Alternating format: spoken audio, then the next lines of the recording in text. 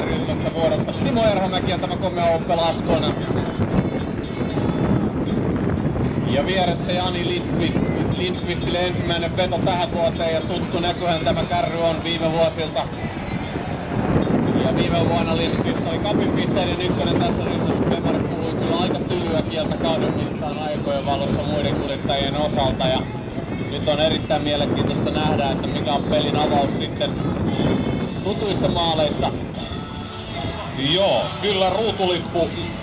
Bemarilla Lindqvist tuttu auto vuosien takaa, kuten myös Erhomäen peli. Ja nämä on ennenkin menneet kovaa. Katsotaan miten Erhomäki keräilee.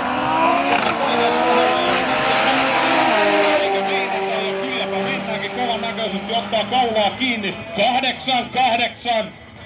8-2 Erhomäki ja 10-1-3-7 Lindqvistille. Erhomäki menee omalle sekuntiluvulleen ja Kimmo Prioskala edelleen toi 9002, mutta Erhomäki ensimmäinen 8 aika tänään striitissä.